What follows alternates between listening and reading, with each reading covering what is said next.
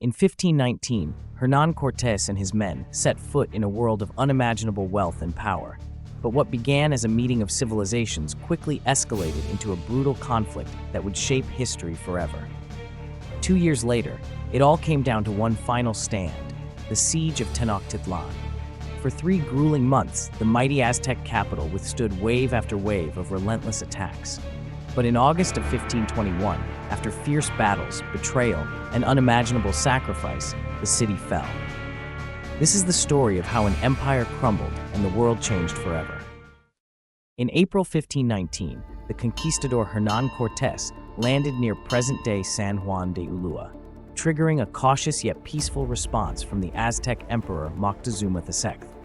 Despite having only 600 men, Cortés quickly gained the support of local peoples who had long suffered under Aztec rule.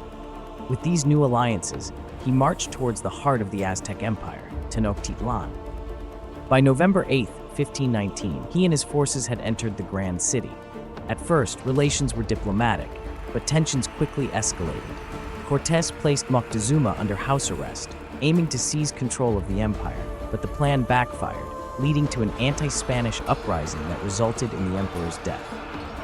On June 30, 1520, Cortés was forced to flee Tenochtitlan, suffering immense losses. His army sought refuge in Tlaxcala, and it took nearly 10 months to rebuild alliances. Upon their return, the Aztecs were weakened by a smallpox epidemic. The Siege of Tenochtitlan lasted from May to August 1521, with the city's island location complicating direct attacks.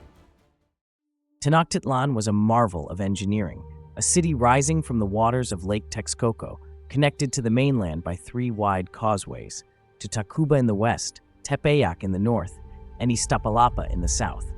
Each could be cut to turn the city into a fortress, protected by the lake's waters. By late April, Hernán Cortés stood at the gates of destiny. The mighty Aztec capital, Tenochtitlan, loomed on the horizon, an island city that seemed impenetrable, rising defiantly from the shimmering waters of Lake Texcoco. But Cortés was not alone. At his side marched tens of thousands of warriors from Texcoco, Chalco, and Tlaxcala, native allies driven by a thirst for vengeance against their former overlords. As the Spanish forces reached Coyoacán, Cortés knew that a direct assault would be impossible. The city's strategic position on an island meant that every path was a deadly trap. So he devised a plan to cut the city off from the outside world, starving its people and breaking their spirits. Cortés divided his army into 3 powerful contingents, each led by a trusted commander. Pedro de Alvarado took the western causeway to Tacuba, securing a key approach. Cristobal de Olid remained at Coyoacán, establishing a central stronghold, and Gonzalo de Sandoval marched south to Iztapalapa, seizing control of yet another vital route. With these positions secured, the noose around Tenochtitlan began to tighten.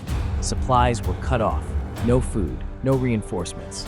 For the proud Aztec people, what once seemed unthinkable was becoming a grim reality, an enemy at their gates, determined to see their great city fall. And the siege was just beginning. The calm waters of Lake Texcoco were about to become a battlefield.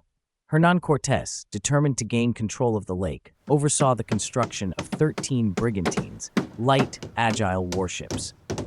These vessels, built in Tlaxcala and carried piece by piece through treacherous terrain, would become the key to cutting off Tenochtitlan's supply routes.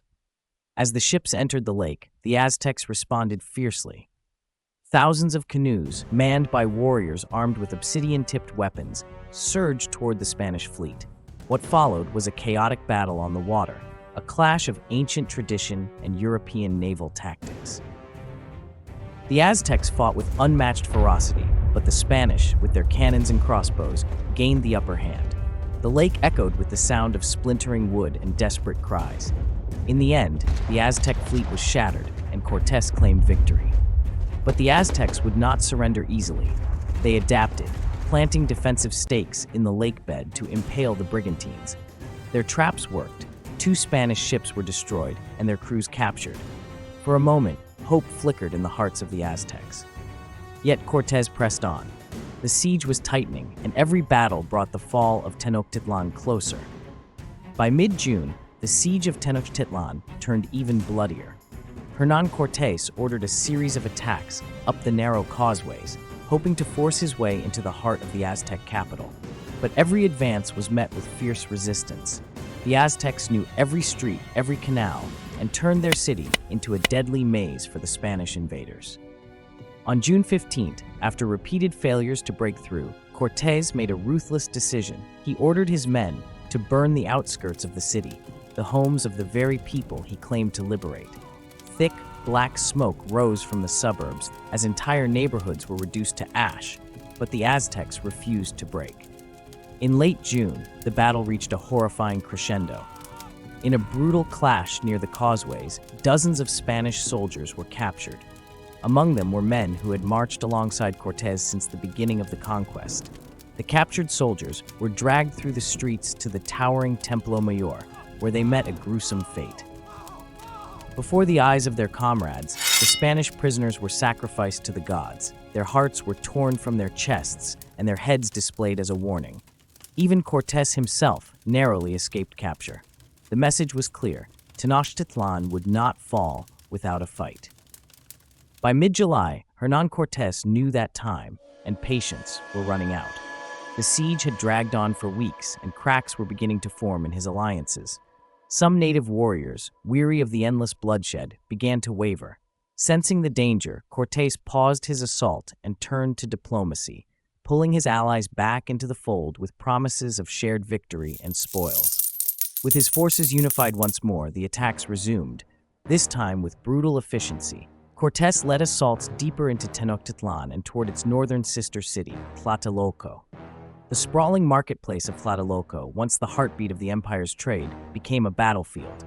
Thousands of Aztec warriors fought desperately to hold the sacred ground, but the Spanish, led by Pedro de Alvarado, were relentless. Alvarado gave no quarter. The marketplace burned. The grand temple of Tlatelolco, a symbol of Aztec power, was reduced to rubble. Smoke rose from the northern quarter of the city, a grim signal that the tide had turned. To the south, the Spanish continued their advance. Slowly but surely, they seized control of the island's districts. Streets once bustling with life now lay silent, filled only with the echoes of war. The noose around Tenochtitlan tightened. The end was near. By early August, the once mighty city of Tenochtitlan lay in ruins.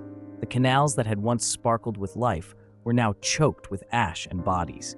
The remaining Aztec warriors, led by Emperor Cuauhtémoc, refused to surrender. Negotiations between the Aztecs and the Spanish collapsed. Neither side would yield. On August 12th, Hernán Cortés made his final move.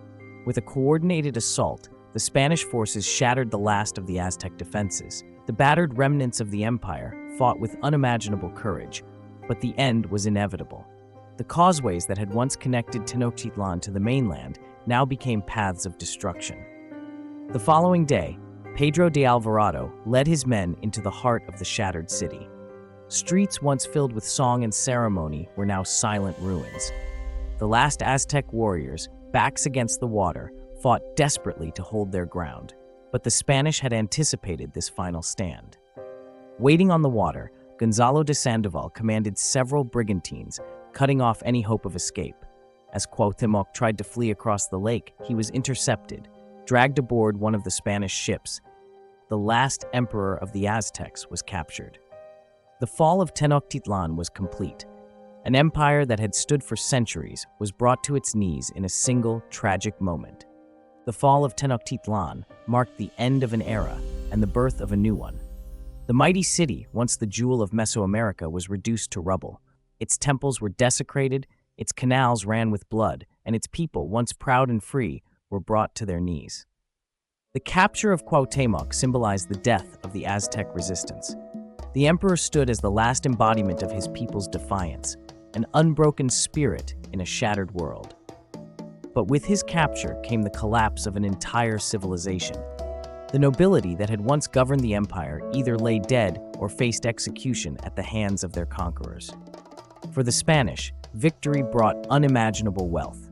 Gold, silver, and vast resources flowed from the former Aztec lands into the coffers of the Spanish crown, fueling its empire for centuries to come.